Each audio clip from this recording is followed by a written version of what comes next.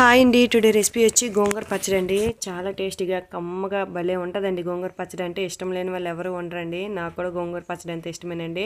కడాయి పెట్టుకొని oil add చేసుకొని పచ్చిమిర్చి, వెల్లుల్లి, జీలకర్ర, ధనియాలు యాడ్ చేసుకొని ఫ్రై చేసుకోవాలండి. ఫ్రై అయినాక కడిగి పెట్టుకున్న గోంగూరను కూడా యాడ్ చేసుకొని మనమైతే ఫ్రై చేసుకోవాలండి.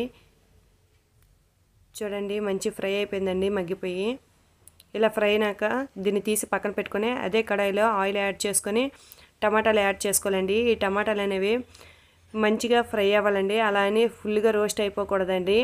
జస్ట్ ఫ్రై అయితే చాలండి. ఇవి రోటి పచ్చడిలా మంచి స్టైల్లో వస్తుందండి. రోజు చాలా బాగుంటుందండి. మాడిన తొక్కని తీసేసి మనము మిక్సీలో వేసుకోవాలండి. గోంగూర, టమాటాలు టేస్ట్ తగ్గట్టు సాల్ట్ యాడ్ చేసుకొని మిక్సీ పట్టించినాక మనము పోపు పెట్టుకొని ఈ పోపు అనేది ఆ పచ్చళ్ళలో వేసుకోవాలండి. చాలా టేస్టీగా చాలా బాగా అయితే కుదిరింది కండి. మీకు కూడా నచ్చినట్లయితే లైక్ చేయండి, షేర్ చేయండి, సబ్స్క్రైబ్ చేసుకోండి. Thank you for watching.